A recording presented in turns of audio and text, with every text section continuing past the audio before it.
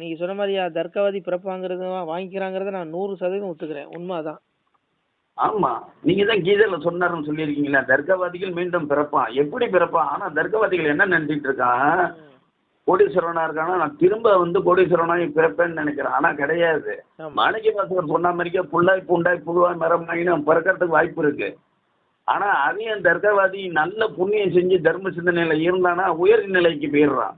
அதாவது எல்லாரும் என்ன நினைச்சிட்டு இருக்காங்க, நான் சொர்க்கத்துக்கு போவேன், நான் மோட்சத்துக்கு போவேன், நான் வீடு பேர் எழுதுவேன்னா. ஆனா சிவனடியார்களும் நல்ல சிறந்த பூஜார்களும் ஒரே ஒரு எண்ணத்துல இருக்காங்க. அவங்க இறைவனோட ஒடுங்கி இரண்டரை கலந்துடணும், இறப்புக்கே வரக்கூடாதுங்கிற எண்ணத்துல இருக்காங்க. கண்டிப்பா. அப்ப இதை உணர்ந்தவங்க தானே பக்திமான். அதுதான் யா சாமி சொல்றாருல, தெளிவா சொல்றாருயா. கீதையில பகவான் சொல்லுவாரு, ஊர்த்துவம் கச்சந்தி சத்திஸ்வஸ்தா மத்திய திஷ்டந்தி ராஜசாக ஜகன்ய குணவருத்திஸ்தோ அதோ கச்சந்தி தாமசாகம்பாரு. அதாவது இப்ப நீங்க சொன்னீங்க பாருங்க, வீடு பேர் எல்லாத்துக்கும் கிடைக்காது. சாமி சொல்றாரு, சத்துவ குணத்தில் நிலை பெற்ற மனிதர்கள் ஸ்வர்க்கம் முதலிய உயர்ந்த லோகங்களுக்கு செல்கிறார்கள். அதாவது சத்துவ குணங்கிற மனுஷனுக்கு முக்குணங்கள் இருக்கு. சத்துவம் ராஜசம் தாமசம் 3 குணம் எல்லா மனிதர்களுக்குள்ளயும் இருக்கு. ஆனா இதுல சாத்வீக குணங்கிறது நல்ல குணம். அதாவது இரக்க சிந்தனை உள்ளது, பக்தி மார்க்கத்துல போறது, பிற உயிர்களுக்கு கெடுதல் செய்யாமை, புலால் உண்ணாமை, இந்த மாதிரி போகுது. இந்த ஆத்மாக்கள் என்ன ஆகுமா, இவன் சத்துவ குணத்தில் நிலை பெற்ற சாது, இவனுடைய இறப்புக்கு அப்புறம் இவனுடைய ஆத்மா சொர்க்கம் முதலிய புண்ணிய உலகங்களுக்கு செல்லுதுங்காரு. அதே போல ரஜோகுணங்கிற ராட்சச குணம், உலகில் பற்றுடையவன், எதை பார்த்தாலும் ஆசைப்படுவான். அந்த உலகில் பற்றுடைய மனிதர்கள் என்ன பண்றான், நடுவில், அதாவது மேலையும் போறதில்ல கீழையும் போறதில்ல, இந்த உடல்ல இருந்து வெளியில வந்ததுமே அடுத்த உடலுக்கு போயிடுறான். அதாவது கர்மவினை அனுபவிக்கிறதுக்கு அடுத்த மனித உடல் கொடுக்கப்படுது இவனுக்கு. அதாவது ஏழை வீட்லயோ பணக்கார வீட்லயோ செஞ்ச நல்லது பொறுத்து. அப்புறம் கிடையாது, எந்த உடலுக்கும் போவான். ஆமா இல்லையா, அடுத்த உடலுக்கு போறவன் தமோ குணமுடைய துஷ்ட வீண் செயலில் விருப்பம் உள்ளவன். அதாவது அடுத்தவன் குடிய கெடுக்கிறது, பசுமாட்டை வதைக்கிறது, இப்படி இது போல ரொம்ப ரொம்ப கொடூரமான செயல்களை செய்யக்கூடிய நபர்கள். அவங்க அவங்களுடைய வாழ்க்கை இறப்புக்கு அப்புறம் ஆத்மா எங்க போகுதான், நரகத்துக்கு போகுதான். நரகத்துல போய் அதுக்குண்டான தண்டனை அனுபவித்த பிறகு இறப்புக்குரிய மண்ணுலகில் புழு, விலங்கு, பறவை, விருட்சம் முதலிய இலி பிறவியை அடைவார்கள். நான் சொல்லல, பகவான் சொல்றான். அப்போ நம்ம ஒண்ணு புரியும் சாமி, இந்த இடத்துல ஆதி காலத்துல உங்க தாய் தந்தையர் மூதாதையர்களை பாத்தீங்கன்னா அவங்க ஒரு வணக்கம் வைப்பாங்க, பசுவை கண்டோன்னு ஒரு வணக்கம் வைப்பாங்க, சுற்றி பின் புட்டத்து பகுதியை தொட்டு கும்பிடுவாங்க. அதுல முக்கியமா சில பேர் செய்யக்கூடிய ஒரு காரியம் என்னன்னு கேட்டீங்கன்னா, அந்த பாலை தொட்டு தலையில வச்சுப்பாங்க. ஏன்னா அந்த அந்த ஒரு ஒரு ஆறு அந்த ஆறு எங்க போய் சேருமா, எல்லா ஆன்மாக்களுமே இறைவன் அதுக்குள்ள போடுவானோ. என்ன யமன் தூதுவனே அந்த எல்லா ஆன்மாக்களையும் அதுல போடுவானா. ஆனா அந்த பசுவும் அது மேல பயணிக்குமா, கீழே யமவாதனைகள் பட்ட ஆன்மாக்கள் துடிச்சிட்டு இருக்கிறதையும் இந்த பசுவை பிடிச்சிட்டு போற புண்ணியத்துக்கு போற ஆன்மாக்களும் இதை பார்க்குமா. ஏன்னா மீண்டும் அந்த மாதிரி நிலைக்கு நம்ம போக கூடாது, பிறவி கிடைச்சான்ட்டு தான் போகுமா. அதாயா இந்த மனிதர்கள், அதாவது நம்ம சொன்னா என்ன சொல்லுவான், மாட்டை மூத்திரம் குடிக்கிறான் நக்கல் பண்றானுங்க அந்த கும்பல். ஆனா சாமி சொல்றாரு, கலியுகத்துல இந்த கலியுகத்துல காராம்பசுவதனை கங்கை கரையில் கொள்ள கண்ட கழியாச்சே சிவனேங்காரு.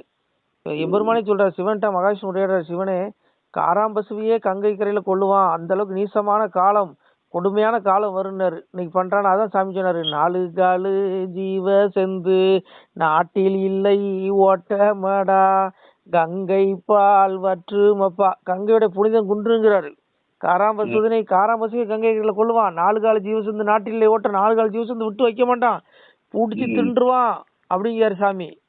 ஆனா கீதையில தெளிவா சொல்றாரு, ரஜசி பிரளயம் கத்வா கர்ம சகிசி ஜாயுதே ததா பிரளயின தமசி மூட யோனிசி ஜாயுதேங்கிற. ஆனா அதோட இவனுக்கு திருட்டா மட்டும் தப்பிக்க முடியுமா, முடியாது. மீண்டும் அவன் என்ன பண்றான், அதே பிறவிக்குள்ள நரகத்துல இவன் தண்டனை அனுபவித்த பிறகு இறப்புக்குரிய மண்ணுலகுல மூட யோனிசு ஜாயுத யோனி, அதாவது அசுர யோனிங்கிறாரு. பாம்பு, தேளு, பூராம், புழு அப்படின்னு சொல்லி பல பிறவி எடுப்பாங்கிறாரு. பல லட்சம் பிறவி எடுத்துட்டு இவன் சாகணும், அவனுக்கு விதியாதான். ஏன்னா உடல் தான் அழியுது, ஆத்மா அழியாது. ஜீவன நிதம்சம் அதற்கு ஒருபோதும் அழிவில்லைங்காரு சாமி. அதனாலதான் ஆத்மா நல்லா இருக்கும் போதே தேட சொல்றது யாருன்னா, தவசிகளை தேடு, யோகிகளை தேடு, முனிவர்களை தேடு, சித்தர்களை தேடு.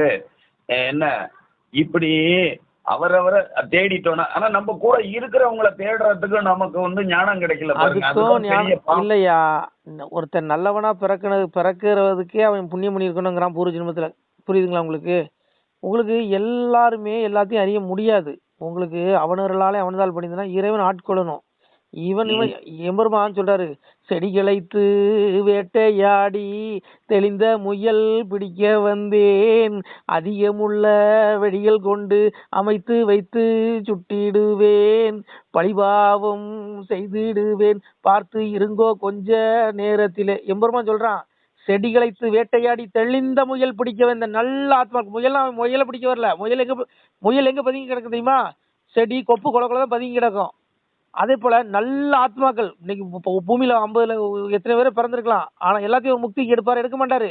நல்ல ஆத்மாக்கள் அவனை தேடுற பிள்ளைகளை மட்டும்தான் என்ன சொல்றாரு, செடிகளைத்து வேட்டையாடி தெளிந்த முயல் நல்ல பிள்ளைகளை நான் அவனை மோட்ச விட்டு கூட்டு போறேன், அவனை இறப்புக்குரிய அந்த மண்ணுலகளை நான் அவனை துன்பப்பட விடுறது இல்ல, நான் என்னுடைய உலகத்துக்கு நான் சாஸ்வதமாகிய பரலோகத்துக்கு நான் கொண்டு போறேன், சிவலோகத்துக்குங்கிற சாமி. அதிகமுள்ள வெடிகள் கொண்டு அமைத்து வைத்து சுட்டிடுவேன், வழிபாவன் செய்திடுவேன், பார்த்து இருங்கோ கொஞ்ச நேரத்திலேங்க. பெருமாள் இறைவனுடைய வார்த்தை இது. இது வந்து ஆழ்வார்களோ நாயன்மார்களோ எழுதிய வாசகம் கிடையாது. பெருமாள் எம்பெருமானுடைய வார்த்தை. அவன் சொல்றான், அயோக்கிய பயல்களை அதிகமுள்ள வெடிகள் கொண்டு அமைத்து சுட்டிடுவேன்னா ஆக்கினேன், நரகத்தில் தண்டனை என்ன, பாவி அவன் செத்து பஸ்மமாய் போனாலும் ஆவியை கண்டு ஆக்கினைகள் செய்திடுவாங்க. உடல் பசுமாயிருமானே, இங்க என்ன வேணாலும் செய்வான், பண்ற வரைக்கும் விட்டுருவாரு. எமன் வருவான், கூட்டிட்டு போவான், அவனுக்கு ஆத்மாவுக்கு தண்டனை நிச்சயம் உண்டுங்கிறாரு. ஆனா நல்ல பிள்ளைகளை இந்த முயல் குட்டி மாதிரி நல்ல தேர்ந்தெடுத்து கூட்டு போறேங்க எங்க மேல. புரியுதா உங்களுக்கு? அதனாலயா நீங்க இங்க வந்து முக்தி அடையணும்னாலும் அவனுக்கு பூர்வ ஜென்மத்துல புண்ணியம் தேவைப்படுது. ஆனா அவன் திருந்தினா வாய்ப்பு உண்டு. எவ்வளவோ மகான்கள் சொல்லியிருக்காங்க, உபதேசங்கள் இருக்குது. இதெல்லாம் இவன் கேட்டான்னு வச்சுக்கோங்க, இவனுக்கு வந்து நிச்சயமா இவனுடைய ஆத்மா வந்து மேல மேல எடுக்கப்படும். சாமி அதான் சொல்லுவாரு, பாக்கியம் கொடுப்போம் நாமும் பலனுடன் வாழ்வோர்க்கு, நோக்கிய கருணையுண்டாம் நோயிலாது இருந்து வாழ்வார், தாக்கிய வாசகத்தின் தன்மையை நம்புவோர்க்கு, வாக்கிய வைகுண்ட வீடு வந்தவர் வாழ்வார் தாமங்கிற வீடு எங்க இருக்கு? நமக்கு மேல இருக்குது. புரியுதா உங்களுக்கு?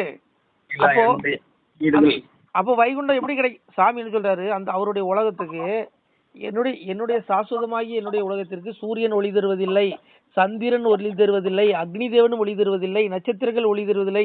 அது என்னுடைய மேலான ஸ்தானம், அதுவே பரமபதம். பரமபதம் என்ன? பரம யாரு? சிவன். சிவனுடைய உலகம். அங்க யார் ஒளியா இருக்கா? நம்ம அப்ப சிவபெருமா ஒளியா இருக்காரு அங்க. புரியுதா உங்களுக்கு?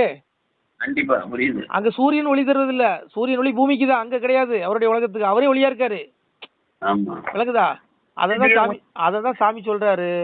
அதாவது பாக்கியம் கொடுப்போம் நாமும் பலனுடன் வாழ்வோருக்கு, நோக்கிய கருணையுண்டாம் நோயில்லாத வாழ்வார், தாக்கிய வாசகத்தை நீ நம்பணும். அவருடைய வார்த்தையை, எம்பெருமானுடைய வார்த்தையை நீ நம்புனா உனக்கு ஜீவன் முக்தி வீடு பேரு கிடைக்குங்கிறாரு. அதான் சாமி கீதையில தெளிவா சொல்லுவாரு, ஸ்ரத்தா வான நசுயஸ்ஸ சுனு யாதபி யோ நரக சோபி முக்தக சுபான் லோகான் புண்ணிய கர்மானாம் பாரு கீதையில. அதாவது எந்த மனிதன் நம்பிக்கையுடனும் குறை காணாதவனாகும் என்னுடைய கீதா சாஸ்திரத்தை கேட்கவாவது செய்வானோ, நீங்க படிக்க வேண்டாம், அவனுக்கு படிக்க நேரில் விட்டுரு, கேட்கவாவது செய்வானோ அவனும் பாவங்களிலிருந்து விடுபட்டு புண்ணிய காரியங்கள் செய்தவர்களுடைய அவர்கள் அடையும் அந்த புண்ணிய உலகங்கள் அடைகிறான்கள். இதைய காதுல கேட்டாலே புண்ணியங்கிறாதான் சாமி சொன்னாரு. அது என்ன, தினமொரு நேரம் எந்தன் திருமொழி அதனை கேட்டால் பனி வெள்ளம் போலே பாவம் பறந்திடும் நிசமே சொன்னோம், கனிமொழி சோதிவாக்கும் கையெழுத்து ஆதி நோக்கும் துணிவுடன் கேட்டோர் உற்றோர் தொலைத்தினர் பிரயோஜனம். கேட்டா உனக்கு படிக்க நேரிலே விட்டுறா, காதுல கேளு ஒரு நேரம் என்னுடைய திருமொழியை கீதைய காதுல கேளுங்காரு, அகில வாசகத்தை கேளுங்காரு. கேட்பானா? எல்லாம் சினிமா பாட்டை தான் பாடுறான், இப்படி போன சீரியலை தான் பாக்குறான்.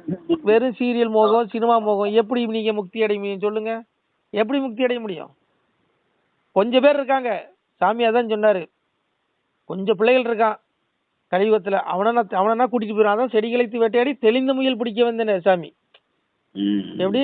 அதான் சொன்னாரு கலியுகத்துல. சாமி சொல்றாரு, பாண்டவர் தமக்காய் தோன்றி பகைதனை முடித்து மாயோன் வீண்டிய கலியன் வந்த விசனத்தால் கையிலேயகி சாண்டவர் தமக்காய் இந்த தரணியில் வந்த நியாயம் ஆண்டவர் அள்ளி செய்ய அம்மானை எழுதலுட்டேன். எம்பெருமானே சொல்றாரு. சொன்னவன் யாரு? இந்த வாசகத்தை சொன்னவன் எம்பெருமான் எனக்குள்ளது சொல்றான்னு சொல்லி. இன்னைக்கு ஜோதிட சிகாமணி யாரு? ஜோதிடத்துக்கு தலைவன் யாரு? சகாதேவன். அந்த சகாதேவன் சொல்றான், சகாதேவ சீடர் சொல்றாரு. அதாவது துவாபரயுகத்தை கிருஷ்ணன் முடிச்சா, கலியம் பிறந்தா, மீண்டும் இறைவன் சாதுக்களை ரட்சிக்க இறங்கி வரான் அப்படின்னு யார் சொல்றா? சகாதேவன் சொல்றான். அததான் சாமி கீதையில சொன்னாரு, பரித்ராணாய சாதுனா விநாசாய சதுஸ்குதாம் தர்ம சம்ஸ்தாபனார்த்தாய சம்பவாமி விவேக யதா யதா தர்மசிய கிளநீர் பவதி பாரதா அபியுதானம தர்மசிய ததாத்மானம் சுர்ஜாமிங்கன்னாரு. எப்போதெல்லாம் தர்மத்தின் குறைவும் அதர்மத்தின் ஓங்குதலும் ஏற்படுகிறோம் அப்போதெல்லாம் நான் வரேன். என்னுடைய வருகைக்கு நேரங்காலம் கிடையாது. என்னுடைய அவதாரத்துக்கு இன்னைக்கு இத்தனை தேதி தான் வரணும்னு விதி விலக்கு கிடையாது. தர்மம் அழியும் போதெல்லாம் நான் எந்த உருவத்துல வேணாலும் வருவேன். நான் எம்பெருமா வருவான். இன்னைக்கு எத்தனையோ ரூபத்துல இருக்கான் பூமியில. நம்ம ஏன் சொல்லணும் பேரை?